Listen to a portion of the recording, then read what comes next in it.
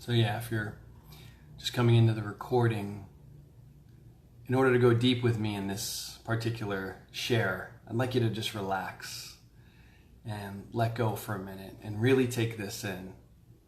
This is going to be an experiential share, one that you get to experience and run for yourself, within yourself, to set yourself free from every and any limitation. And I mean every. And what I'll be sharing about and what is possible for you can be done very simply and can clear everything that you've ever been through, that you ever got stopped by, and it's you setting yourself free. So I invite you to relax and just be still for a minute and breathe naturally, calmly. It's a bold statement for me to say that you can set yourself free, and you will set yourself free from every limitation. This is how you can set yourself free from every limitation. First and foremost, it's important that we understand who we really are. Before we begin to apply any technique or process or run anything within ourselves, it's important that we understand who we are and what our potential is.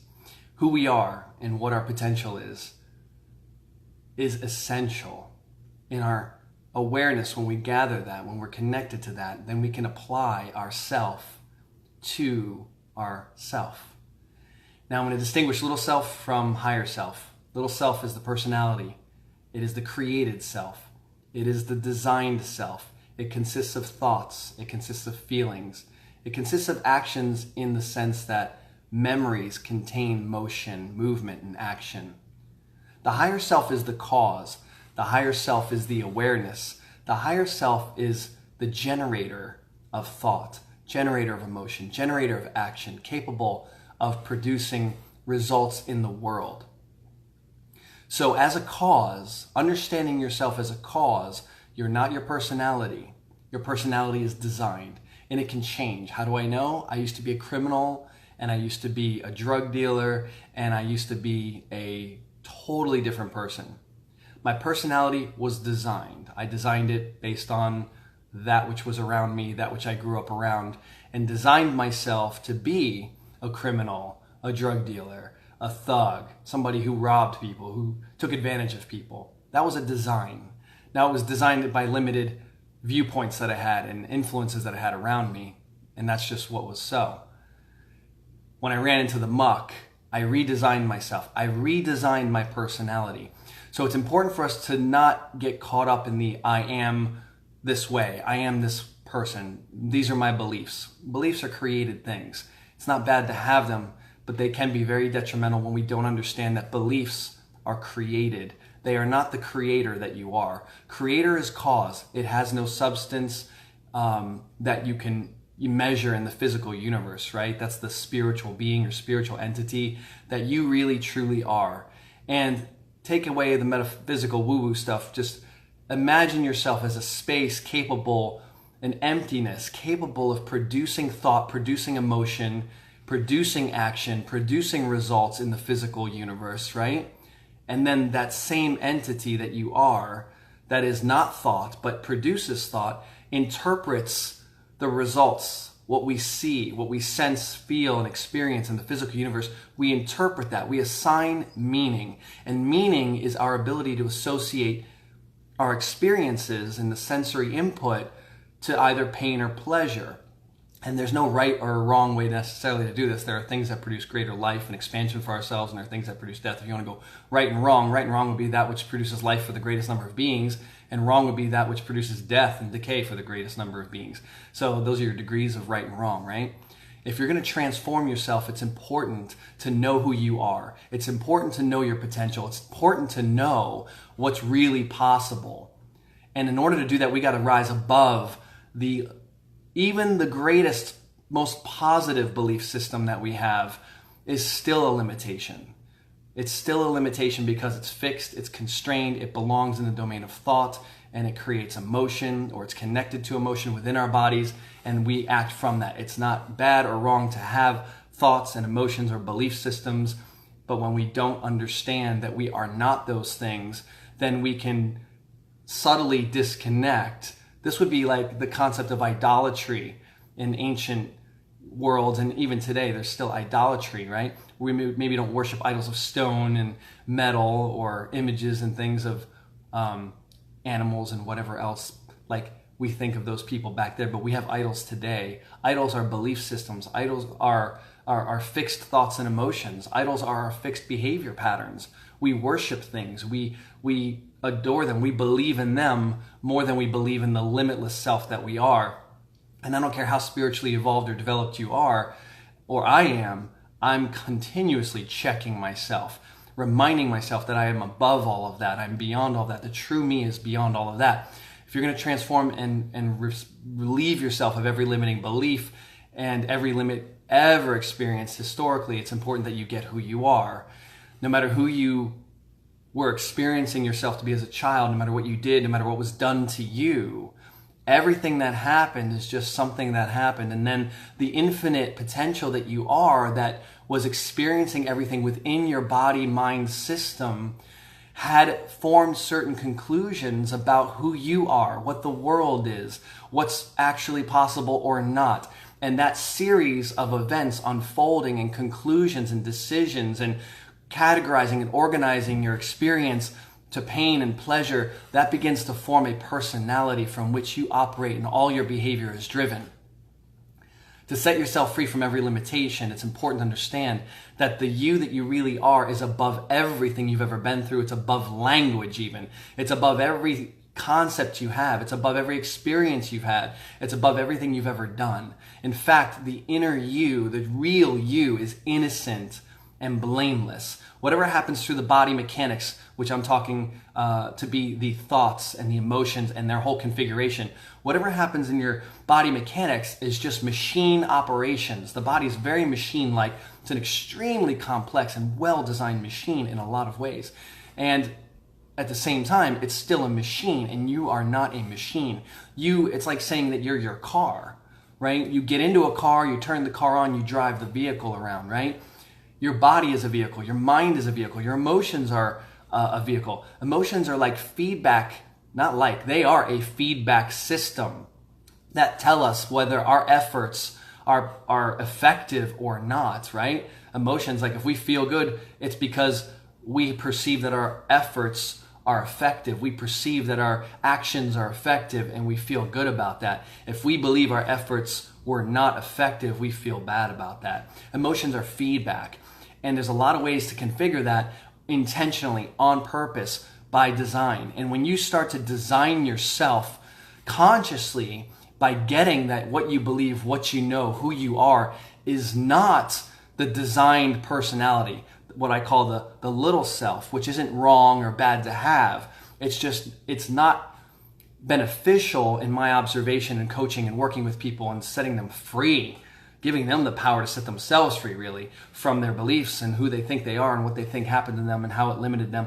It's important to distinguish the small personality and the design self from the creator that one really is. So when I do coaching work, which is really powerful transformational healing work, which sets a person free, my objective is to wake that person up, to get that person off of whatever limits and constrains them internally, to see that they are the creator and cause above everything that ever happened in their universe, in their whole world existence, and whole historical time track. My job as a healer, as a coach, as an empowerment vessel is to make sure that human beings get that they have ultimate authority in their lives, okay? And now that's a bold statement, but man, when you can take that on. Now, a lot of people cannot even hear I'm ultimate authority in my life, right? There's all kinds of belief systems that prevent that from happening. Now, I position that let's just play with this for a minute, and you don't have to accept or believe what I'm saying, but what if you explore and test what I'm saying? If you're ultimate authority in your life, what kind of power does that actually give you, right? Now, if you're really entrenched in your personality and your personality has gotten you in a lot of trouble, like I once did, right? I once was, like I said, criminal, drug dealer, gang member, violent person. troublemaker of all kinds of trouble, and caused a lot of people's pain and suffering, experienced a lot of pain and suffering.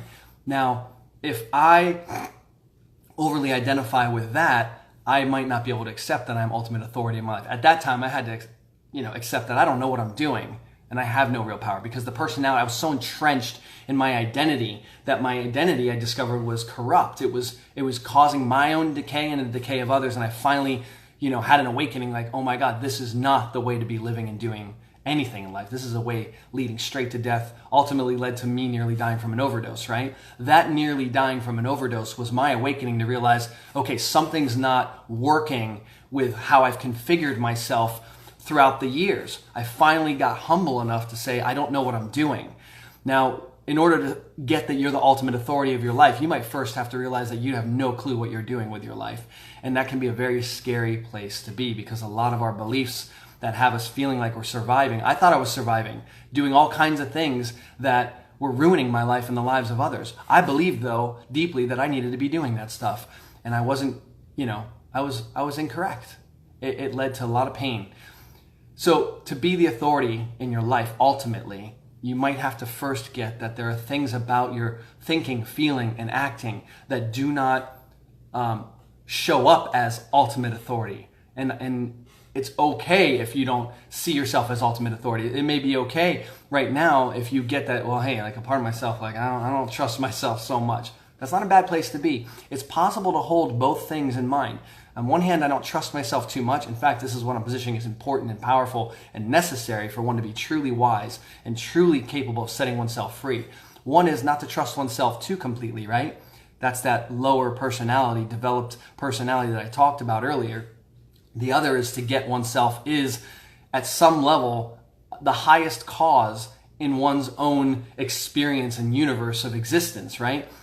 It's possible to hold both of those true because they are, in a sense, both true. There is a designed personality, a limited lower self. Nothing wrong or bad about that self, but it's mechanical and it's structured and it can be limiting and it is a limit. Even the most positive designed self is still a limitation.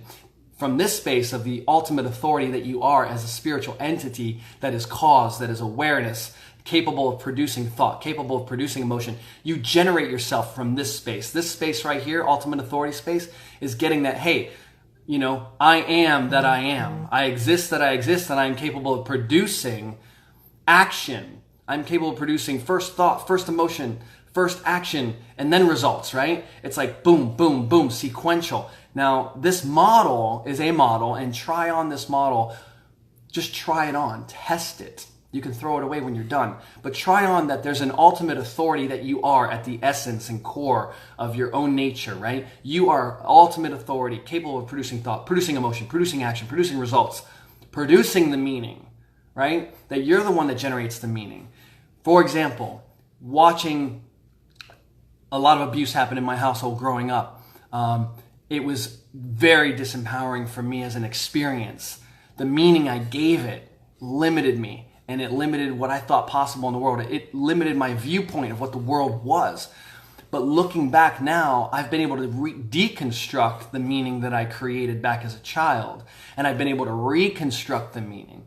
Me operating as a drug dealing criminal, right? I've deconstructed the meaning of that lifestyle and I reconstructed the meaning. How did I do this? If what I'm saying isn't so, it wouldn't be possible. But if the personality that we've designed is a limit and isn't the creator, isn't the source, isn't the reality, it's just a temporary, designed, mechanical component of our experience, then there is something greater that can design it. I literally redesigned myself from the age of 21 to now, 19 years of personal transformation and redesigning.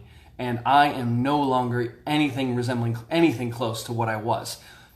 I altered everything that I think, feel, and do by knowing that I could from this space. I got that I was source, that I was center and cause over my personality, and that's connecting to God, the divine, the spiritual essence of who you are, whatever you want to call that.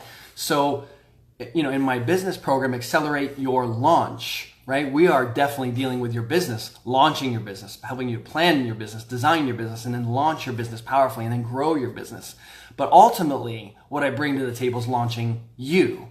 We want to launch you into a whole new stratosphere of existence, break into another orbit completely. That means we got to go beyond the design self. So to set yourself free from every limitation, one first has to get oneself as a cause, as a creator, as a source, as a generator, as a designer of personality. Now, this is easy to say, and in practice, it can be challenging. It can get easier, like anything gets easier with practice as you develop habits. Those habits get grooved and it becomes natural and easy to do. Like riding a bike is difficult when you first get on, but once you get your balance, it's like you're flowing. Well, designing your personality, especially the older you get, the longer your personality has been kind of collecting and developing, and it's not necessarily something we're so consciously doing. A lot of us have personalities that have just happened in a sense. Like me, up at the age of 20, finding out that, I don't really know how to live my life. I'm actually creating so much pain and chaos for myself and others. Like, my personality was developed in a sense for me, and I accepted things, and I didn't really have mastery and control over my mind and my emotions to the degree that I do now have mastery and control. It's possible to be so powerful and so creative that you can literally clear your history. I mean, the way we do this, the way you set yourself free from every limit, which is the promise of this video, is to first get that foundation. You have a personality, design self, and a spiritual entity that is the creator, source, and cause of the personality. And of course, your experiences in the world are part of the development of the personality and the people around you, but there's a you that has to accept that information, right? Like someone around me can be a thief and steal. And just because they're around me and they're a thief and they steal doesn't mean that I'm going to steal. Doesn't mean that I have to be like they, right? I can choose to be different. But a lot of us, our power of choice has been lower than it can be. And we just allow other people's influence in. That's what happened to me growing up as a kid, right? That's why I got involved in gangs and drugs and crime. And, my dream was to be a mafia kingpin. I mean, that was like influenced, and I allowed that influence, not knowing that I was allowing it, just kind of going with the motions, because I didn't have myself as a cause and as a chooser that was like ultimately like really free and powerful. I was choosing from an already faulty framework. So to set yourself free, it's important to really connect with those moments of limitation. And this can only be done when you're in a high state of emotion and thought, when you're experiencing power and like freedom, and you generate yourself to be like, all right, feeling good, feeling alive, I'm ready to clear up some stuff, because you got to be in a high state to really deal with the low stuff that has had you limited. So for example, I was connecting with a part of myself where I felt wrong, deeply wrong. Watching my mother be abused as a child, in many incidents actually, watching and witnessing that, in myself felt wrong. And I concluded that I was wrong. I concluded something was wrong with me, that I was wrong, that I wasn't able to make a difference. I concluded so deeply, and it was carrying forward for years, that I then got myself into relationships that I felt like people were mistreating me, and I felt like a victim of things. But really what was going on was that I had so deeply accepted that something was wrong with me that I was then tolerating and allowing myself to be treated. I mean, that's how powerful or destructive a series of conclusions and of wrongness, like something's wrong with me, can be in one's soul. And then it can cause our lives to unfold very ugly, like in a very ugly way. So what I did was I went back to that experience of feeling like I was wrong, and I connected with that, and I went deep into my soul, and I connected with a very specific time and incidents and experiences where I felt so wrong. And I just talked into myself and generated that I was not wrong. I lifted from a degree of wrongness, a low degree of wrongness, and I brought myself up. No, there's nothing wrong with me. My voice matters. What I knew was possible, that love was possible in that moment versus the violence that I was witnessing, I was right. I generated an experience of rightness, not like an arrogance and making them wrong, but just validating what I gave up. That I gave up the love, I gave up the confidence, I gave up the certainty, and I generated, like as an image, as a visualization, as a feeling within myself, that I am not wrong, that I am right. I began to pour the rightness into the love that I believe possible, the power that I believe possible, the confidence and the certainty that was possible. And I began to bring that into my historical memory, and I began to wire and anchor into me this feeling of rightness, that my voice matters, that my feelings matter, that my thoughts matter, that I can say what I need to say, that I can speak out to my mom or to my stepdad who is in this crazy situation, and I can generate something there. And though I didn't do it as a kid the way that I wanted to, I can forgive myself and generate forgiveness and love and acceptance and power, and really bring into those spaces of feeling like I was so wrong or bad, or that I didn't do it right. And I can just bring into alignment there this feeling of I'm not wrong. I am right. My love does matter. My belief does matter in this moment. My voice does matter. And I can redesign a historical memory, and I can build confidence into an area where confidence was completely sapped. This transforms ancient programming. I'm talking stuff that was going on 30 years ago for me, or like, you know what I mean? So it's possible to go down and to literally intentionally lift oneself out of the muck, right? To love oneself and to believe in oneself and to forgive oneself. I mean, I brought forgiveness, I brought love, I brought right instead of wrong. That I wasn't wrong for being in that situation. I wasn't wrong for witnessing it. There was nothing wrong with me. There's not even anything wrong with the situation. It was just something was happening. I'm not wrong, I'm right, even in that experience of witnessing and being there. Not right as an attack against my mother or my stepfather, but right in the sense that I'm okay still. I'm still powerful. I'm still a free being. And to bring that kind of rightness to oneself in key moments and incidents where there was pain, where there was trauma, where there was hurt, where there was feelings of weakness and powerlessness, can set yourself free. And doing this as a regular practice is powerful. I'm Vince Polito, and I thank you for watching this video. If you need to watch it again, watch it again. Take time for yourself. Take time to correct where you felt you were wrong. Bring rightness to the areas where you felt wrong. And again, not like a rightness, like an arrogance of making someone else or others wrong, but just stop making oneself wrong. And I'll guarantee you there are places you didn't even realize that you concluded that something was wrong with you or the world or everything. And that in those conclusions that something was wrong with you or the world or everything, those places were where you began to limit yourself and not know that you were doing it. So go back, forgive yourself, correct yourself, and say, you know what? I'm not wrong for experiencing this, and I'm not bad for experiencing this. I'm still right. I'm still good. I'm still whole. I'm still complete. And bring new thoughts, new emotions, new feelings to oneself. Love yourself. Give to yourself. Give to your historical experiences powerfully, and set yourself free in those areas. Reprogram yourself intentionally and by design, and transform the personality, because you are the cause, creator, and source of everything. Thank you for watching. Have an amazing day.